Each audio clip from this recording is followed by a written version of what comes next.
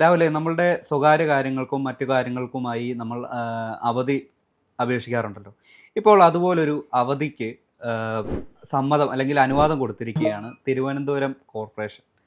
ഞാൻ പറഞ്ഞു വന്നത് നമ്മുടെ കൗൺസിലറായ വാഴോട്ടുകുണം കൗൺസിലറായ ആർ സുഗതന് കൗൺസിലർ യോഗം കൂടി ആ ഒരു അവധി പ്രഖ്യാപിച്ചിരിക്കുകയാണ്. അത് 6 മാസത്തേക്കാണ് ഈ ഒരു അവധി നൽകിയിരിക്കുന്നത്. ഇങ്ങനെയൊക്കെ ഒരു 6 മാസത്തേക്ക് അവധി നൽകാൻ ശരിക്കും പറ്റുമോ? എനിക്ക് ശബരിനാഥൻ ചോദിച്ചതുപോലൊരു ചോദ്യമാണ് എൻ്റെ മനസ്സിലേക്ക് വരുന്നത്. ഇതെന്താ സ്കൂളോ അവധി കൊടുക്കാൻ വേണ്ടിയിട്ട്? ഇപ്പോൾ ഇവരെ എന്തിനാണ് തെരഞ്ഞെടുത്തത്? ജനപ്രതിനിധികളായിട്ടാണ് തെരഞ്ഞെടുത്തത്. അവരുടെ മണ്ഡലത്തിലെ പരിപാടികളിൽ അവരുടെ മണ്ഡലത്തെ വികസിപ്പിക്കാൻ വേണ്ടിയിട്ടാണല്ലോ. സ്വന്തം വാർഡാണെങ്കിലും സ്വന്തം കൗൺസിലാണെങ്കിലും അതിനെ ഡെവലപ്പ് ചെയ്യാൻ വേണ്ടിയിട്ടാണ്, ആ ഡെവലപ്മെൻറ്റിന് നേതൃത്വം കൊടുക്കാൻ വേണ്ടിയിട്ടാണ് ഇവരെ എല്ലാം നേതൃത്വത്തിലേക്ക് കൊണ്ടുവന്നത്. ഇത് യഥാർത്ഥത്തിൽ BJP നാണക്കേടിൻ്റെ പടുകുഴിയിലേക്ക് കൊണ്ടെത്തിക്കുകയാണ് ചെയ്തുകൊണ്ടിരിക്കുന്നത്. BJP നേരത്തെ, അതായത് നമുക്കറിയാം CPM-ൻ്റെ ഭരണകാലം എങ്ങനെയായിരുന്നു എന്നുള്ളത്, LDF-നേക്കാൾ നാണക്കേടിലേക്ക് BJP മാറുന്നൊരു കാഴ്ചയാണ് നമുക്ക് കാണാൻ കഴിയുന്നത്. എങ്ങനെയോ കിട്ടിയൊരു കൗൺസിൽ ഭരണം ഒരു സ്വതന്ത്ര സ്ഥാനാർത്ഥിയുടെ പിൻബലത്തിലാണ് ഈ മുന്നണി തന്നെ മുന്നോട്ട് പൊയ്ക്കൊണ്ടിരിക്കുന്നത്, അല്ലെങ്കിൽ ഈ സംവിധാനം മുന്നോട്ട് പോകുന്നത്. ആരെങ്കിലും 1-2 പേർ ഒന്ന് മാറി കുത്തിക്കഴിഞ്ഞാൽ തീരാവുന്നതേ ഉള്ളൂ, മാറി അപ്പുറത്തെ ചേരിയിലേക്ക് പോയാൽ തീരാവുന്നതേ ഉള്ളൂ. അപ്പോൾ BJPയെ സംബന്ധിച്ച് BJPയുടെ അൾട്ടിമേറ്റ് ലക്ഷ്യമെന്ന് പറയുന്നത് 5 കൊല്ലം തികയ്ക്കുക എന്നുള്ളതാണ്. ഇതിൽ സുഗതൻ കൂടെ പോകുകയാണെങ്കിൽ BJPയെ സംബന്ധിച്ച് കോർപ്പറേഷൻ ഭരണം നഷ്ടമാകുമെന്നത് കൃത്യമായിട്ടുള്ള ധാരണയുടെ അടിസ്ഥാനത്തിലാണ് സ്വതന്ത്ര സ്ഥാനാർത്ഥികളെ കൂടെ കൂട്ടി മുന്നോട്ട് പോകുന്നത്. ഇപ്പോൾ നമുക്കറിയാൻ കഴിയുന്നത്, ഇന്ന് നടന്ന കൗൺസിൽ യോഗത്തിൽ സുഗതൻ കൊടുത്തിട്ടുള്ള 6 മാസത്തേക്കുള്ള ലീവ് ആപ്ലിക്കേഷൻ അക്സെപ്റ്റ് ചെയ്തിരിക്കുകയാണ്. അപ്പോൾ നമ്മൾ കമ്പനിയിലൊക്കെ പോകുമ്പോൾ ചില അസുഖങ്ങൾ അലട്ടുന്ന സാഹചര്യത്തിൽ കുറച്ച് നാളത്തേക്ക് ലീവിന് കൊടുക്കും. ഇപ്പോൾ സ്ത്രീകളൊക്കെ ആണെങ്കിൽ മെറ്റേണിറ്റി ലീവുണ്ട്, ഗർഭിണിയാകുമ്പോൾ 6 മാസത്തെ അല്ലെങ്കിൽ 1 വർഷത്തേക്കുള്ള ലീവ് എഴുതി കൊടുക്കും. അപ്പോൾ അതേപോലെയാണ് കാപ്പ കേസ് പ്രതിയായിട്ടുള്ള സുഗതൻ ലീവ് കൊടുത്തിരിക്കുന്നത്. എവിടെയാണ്? കൗൺസിൽ യോഗത്തിൽ ലീവ് കൊടുത്തിരിക്കുകയാണ്. ഞാൻ ജയിലിലാണ്, 6 മാസത്തേക്കിന് എന്നെ അന്വേഷിച്ച് വരരുത്, 6 മാസത്തിൽ എൻ്റെ പേരിൽ ആരും വഴക്ക് കൂടരുത് എന്നാണ് സുഗന്ധൻ്റെ അപേക്ഷയിൽ പറയുന്നത്. നിങ്ങളെല്ലാവരും ഒത്തൊരുമയോടെ പോകണം, 6 മാസത്തേക്കിന് എന്നെ കാണാനോ എന്നോട് സംസാരിക്കാനോ എനിക്ക് വരാനോ കഴിയാത്ത സാഹചര്യത്തിൽ എന്നെ അന്വേഷിക്കരുത്. അങ്ങനെ അന്വേഷിക്കാതിരിക്കാൻ വേണ്ടിയിട്ട് ഒരു ലീവ് ആപ്ലിക്കേഷനുമായിട്ട് വന്നു. അതുമാത്രമല്ല, എൻ്റെ വിടവ് നിങ്ങൾ വേണം നികത്താൻ. അതെ, ഞാൻ ഒഴിച്ചു വെച്ച് പോകുന്ന വാഴവട്ടുകുളത്തെ ആ ഒരു വിടവ് അടുത്തുള്ള കൗൺസിലർമാർ വേണം ആ ഒരു വിടവ്. എൻ്റെ വാർഡ് നിങ്ങൾ ഒന്നിച്ച് നോക്കി സംരക്ഷിക്കണം. സുഗതൻ എന്ന് പറയുന്ന ആൾ ഇന്ന് ഒരു സൂചനയായിട്ട് അവിടെ നിൽപ്പുണ്ട്. ഞാനിവിടെ ഉണ്ട് എന്ന് കരുതി നിങ്ങൾ മുന്നോട്ട് പോവുക, നിങ്ങൾക്ക് എല്ലാവിധ പിന്തുണയും എൻ്റെ വക. അപ്പോൾ അങ്ങനെയാണ് സുഗതൻ കത്തയച്ചിട്ടുള്ളത്. അപ്പോൾ ആ കത്തിന് ശേഷം കൗൺസിൽ യോഗം, അതായത് വളരെ സ്നേഹമുള്ള, വളരെ അനുകമ്പയുള്ള ആ ഒരു കൗൺസിൽ യോഗം തീരുമാനിച്ചു പാവപ്പെട്ട സുഗതൻ ജയിലിൽ കിടന്ന് കഷ്ടപ്പെടുകയാണ്. അത് എന്ത് കേസിനാണ്? കാപ്പ കേസൊന്നും കൂടി ഒന്ന് ആലോചിക്കണം. ജയിലിലാണെങ്കിലും പോയി കഷ്ടപ്പെടുകയല്ലേ. തീർച്ചയായും എന്തോരം കഷ്ടപ്പെടണം ജയിലിൽ പോയി പണിയെടുക്കണം. ജയിലിൽ വെറുതെ പോയി സെല്ലിൽ കിടക്കുകയല്ലോ, ജയിലിൽ പോയി പണിയെടുക്കണം. പിന്നെ ആകെയുള്ളൊരു ആശ്വാസം എന്ന് പറയുന്നത് 3 നേരം നല്ല ആഹാരം കഴിക്കാം, ബിരിയാണിയൊക്കെ ഉണ്ട് എന്നാണ് കേൾക്കുന്നത്. ഇപ്പോൾ സുഗതൻ കൗൺസിലർ ആയതുകൊണ്ട്, അതായത് തിരുവനന്തപുരം കോർപ്പറേഷൻ കൗൺസിലർ ആയതുകൊണ്ട് പ്രത്യേക സ്പെഷ്യൽ ബിരിയാണിയൊക്കെ ഉണ്ട് എന്നാണ് അറിയാൻ കഴിയുന്നത്. അപ്പോൾ പ്രത്യേക ബിരിയാണിയൊക്കെ കഴിച്ച് പ്രത്യേക സെല്ലിൽ, ഞാൻ വാഴോട്ടുകുളം വാർഡ് പ്രസിഡന്റാണ്, വാർഡ് മെമ്പറാണ്, നിങ്ങൾക്ക് ഈ വാർഡിൽ അദ്ദേഹത്തിന് ഇനി വേണമെങ്കിൽ ജയിലിലെ ഒരു ചെറിയൊരു ഭരണം തുടങ്ങാം, തന്റെ കൗൺസിലർ ഭരണം. ആ ഒരു ഓരോ ജയിലിലെയും അന്തേവാസികളുടെ സുഖദുഃഖങ്ങൾ എന്താണെന്ന് ചോദിച്ചറിഞ്ഞ് അവർക്ക് വേണ്ടുന്ന കാര്യങ്ങൾ ചെയ്തു കൊടുക്കാം. ഇപ്പോൾ ഓരോ ജയിലിലും അവിടുത്തെ അന്തേവാസികൾ അനുഭവിക്കുന്ന വിഷമങ്ങളുണ്ടല്ലോ, അവരുടെ ദുഃഖങ്ങൾ, അവരുടെ പ്രശ്നങ്ങൾ, ഇതൊക്കെ കേട്ട് അതിനൊരു പരിഹാരം കണ്ടെത്താൻ വേണ്ടിയിട്ട് ജയിൽ അധികൃതരോട് സുഗതന് സംസാരിക്കാം. ജയിലിൽ നേരിട്ട് വന്നിട്ട് ഇൻസ്പെക്ഷൻ നടത്താം. ജയിലിൽ എന്തൊക്കെ കുറവുകളുണ്ട്, ജയിലിൽ വെള്ളം കുടിക്കാൻ കിട്ടുമോ, ജയിലിൽ കൃത്യമായിട്ട് ഇവർക്ക് ആഹാരങ്ങൾ കൊടുക്കുന്നുണ്ടോ, സ്പെഷ്യൽ ബിരിയാണി കൊടുക്കുന്നുണ്ടോ, ബിരിയാണി അല്ലെങ്കിൽ പണ്ടത്തെ കൂടെ ഉണ്ടൊന്നും ഇല്ലെന്ന് എനിക്ക്, ചപ്പാത്തി ബിരിയാണി, പിന്നെ രാവിലെ മോരുകറി, മീൻകറി, അങ്ങനെ എന്തൊക്കെയൊക്കെ ഉണ്ട്. അപ്പോൾ സുഖമായിട്ടുള്ള ഭക്ഷണമാണ്. പിന്നെ 8 മണിക്കൂറത്തെ ആ ഒരു തൊഴിൽ ഇനി ഓവർ ടൈം പോകാതെ ശ്രദ്ധിക്കുക. അതെ. ഒന്നാമത് നല്ലൊരു നേതാവ് അല്ലെങ്കിൽ നല്ലൊരു കൗൺസിലർ കൂടിയാണ്. അപ്പോൾ പിന്നെ ഇതുപോലുള്ള പിണറായി വിജയൻ തൊഴിൽപരമായിട്ടുള്ള സർക്കാരിന്റെ കാര്യങ്ങൾ കാലഘട്ടത്തിൽ അവർക്ക് സാലറി കൂട്ടി അതെ കൊടുത്തിട്ടുണ്ട്. അതെ അതെ സാലറി കൂട്ടിയ പ്രതികളുണ്ട്. അപ്പൊ അവർക്ക് സാലറി അത് മതിയോ, ഇനിയും സാലറി കൂട്ടി തരണോ? അങ്ങനെ ജയിലിൽ എന്തെല്ലാം പ്രശ്നങ്ങളുണ്ട്.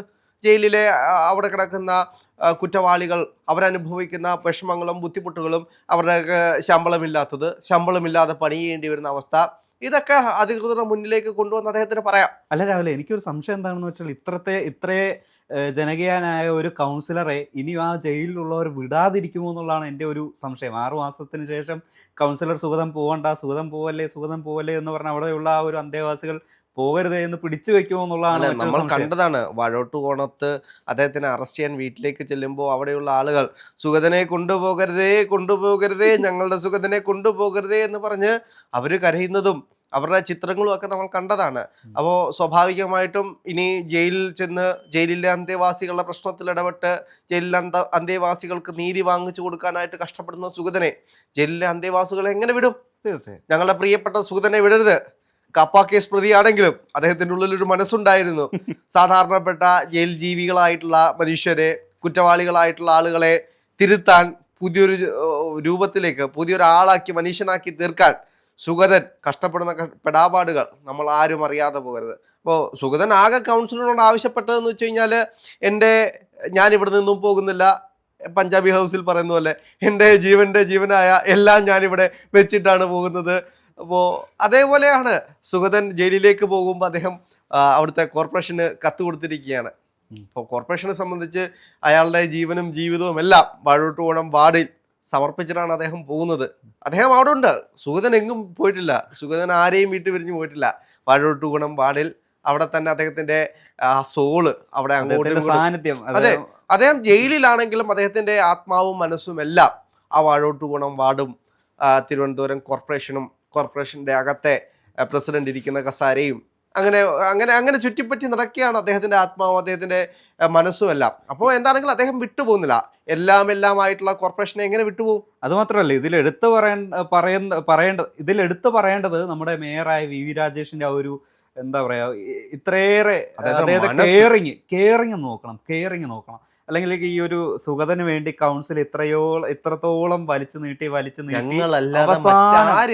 അവസാനം ഈ ഒരു ജൂലൈ 31 കൊണ്ടുപോയി വെച്ചു. അവസാനം ആ ഒരു കൗൺസിലിൽ സുഗതന്റെ അവധി അപേക്ഷ അവിടെ അംഗീകരിക്കുകയും ചെയ്തു. 2 സ്വതന്ത്രന്മാരുടെ ആ ഒരു വോട്ടിന്റെ കൂടി പിൻബലത്തിൽ, സ്വന്തം കാസ്റ്റിംഗ് വോട്ടും ഉണ്ട്, അതുകൂടാതെ 2 സ്വതന്ത്രരുടെ വോട്ടിന്റെ ഒരു ബലത്തിൽ 51 വോട്ടോടെയാണ് ഈ സുഗതന്റെ അവധി അപേക്ഷ അവിടെ അപ്രൂവൽ ആകുന്നത് തന്നെ. ഇതിൽ നമ്മൾ ഒരാളെ ഓർക്കാതെ പോകരുത്. ഇതെല്ലാം പറഞ്ഞു പോകുമ്പോഴും പുതിയൊരു താരോദയം ഉണ്ടായിരുന്നു, ചെമ്പഴന്തി ഉദയൻ. അദ്ദേഹത്തെ നമ്മൾ മറക്കാൻ ഇടയില്ല എന്ന് എനിക്ക് തോന്നുന്നു. കാരണം കുറച്ച് ദിവസങ്ങൾക്ക് മുമ്പിട്ട് സുഗതന് വേണ്ടിയിട്ട് നിനക്ക് തല്ലറിയാമൂടാ എന്ന് പറഞ്ഞിട്ട് തുണയുണ്ടെങ്കിൽ പെണ്ണുങ്ങളുടെ ഇടയിൽ നിന്ന് ഇറങ്ങി വാടാ എന്ന് ശബരിനാഥനെ വെല്ലുവിളിച്ച ചെമ്പഴന്തി ഉദയനും ടീമും, അവരെയൊന്നും നമ്മൾ മറക്കരുത്. അവരൊക്കെ അന്ന് അത്രയും ഫൈറ്റ് ചെയ്തുകൊണ്ടാണ് ഇന്ന് സുഗതന് ഒരു ലീവ് ലെറ്ററെങ്കിലും കൊടുക്കാൻ കഴിഞ്ഞത്. അപ്പോൾ ചെമ്പഴന്തി ഉദയനെ പോലുള്ള ആളുകൾ പിന്നീട് നമ്മൾ എന്താണ് കണ്ടത്, കോർപ്പറേഷൻ ഓഫീസിലേക്ക് അതെന്താ ആശുപത്രി വാർഡോ എന്ന് ചിന്തിക്കുന്ന രീതിയിലേക്ക് തലയിൽ കെട്ട്, കഴുത്തിൽ കെട്ട്, കാലിൽ കെട്ട്, വയറ്റിൽ കെട്ട്, അങ്ങനെ കെട്ടുകളുമായിട്ട് വരുന്ന ഒരു ലോഡ് കൗൺസിലർമാരെയാണ് നമ്മൾ കണ്ടത്. മെഡിക്കൽ കോളേജിൽ പോലും ഉണ്ടെന്ന് തോന്നുന്നില്ല ഇത്രയേറെ കെട്ടുമായിട്ട് വരുന്ന രോഗികൾ. അപ്പോൾ അങ്ങനെ ആളുകൾ ഇതെന്താ കൗൺസിലോ അതും മെഡിക്കൽ കോളേജിന്റെ വാർഡ് എന്ന് തോന്നുന്ന രീതിയിലേക്ക് തിരുവനന്തപുരത്തെ ഈ കൗൺസിലർമാരുടെ യോഗം തന്നെ കാണേണ്ടി വരുന്നൊരു സാഹചര്യം ഉണ്ടായി. എന്താണെങ്കിലും അദ്ദേഹത്തിൻ്റെ ആ ലീവിനെതിരെ ഇനി എന്താണ് കോൺഗ്രസും CPM-ഉം ചെയ്യാൻ പോകുന്നത് എന്നൊരു ചോദ്യമാണ് ബാക്കിയായിട്ടുള്ളത്. കാരണം ശബരിനാഥൻ ഇതുമായി ബന്ധപ്പെട്ട് സംസാരിച്ച വേളയിൽ ഞാനൊരു ബൈറ്റ് കണ്ടിരുന്നു. അങ്ങനെ ലീവ് കൊടുക്കുകയാണെങ്കിൽ, ഈ ലീവ് കൊടുക്കുന്നത് എന്തിനാണ്? എന്തെങ്കിലും ആരോഗ്യ പ്രശ്നങ്ങളോ അർഹപ്പെട്ടവർക്കാണ് ഇത് കൊടുക്കുന്നത്. ഇപ്പോൾ നേരത്തെ പറഞ്ഞ പോലെ മെറ്റേണിറ്റി ലീവ് അതുപോലുള്ള, അല്ലെങ്കിൽ ഏതെങ്കിലും എമർജൻസി ആയിട്ടുള്ള ഒരു ഹോസ്പിറ്റലുമായിട്ട് ബന്ധപ്പെട്ട ആ ഒരു ചികിത്സയുമായിട്ട് ബന്ധപ്പെട്ട ആവശ്യമുള്ളവർക്കാണ് മാനുഷിക പരിഗണന കൊടുക്കുന്നത്. ഇവിടെ സുഗതൻ എന്തിനാണ് ഒരു മാനുഷിക പരിഗണന? ജയിലിലെ ജീവിതം എങ്ങനെയുണ്ട് എന്ന് പഠിക്കാൻ വേണ്ടിയിട്ട് PhD എടുക്കാനൊന്നും പോയതല്ലല്ലോ. അല്ല, ജയിലിലേക്ക് PhD എടുക്കാൻ നാളെ പോയിട്ട് ജയിലിലെ അന്തേവാസികളുടെ പ്രശ്നങ്ങൾ പഠിക്കാൻ ഒരു PhD എടുക്കാൻ പോവുകയാണ് ഞങ്ങൾ. അങ്ങനെ സുഗതനെ BJP കൗൺസിൽ പറഞ്ഞു വിട്ടൊന്നും അല്ലല്ലോ.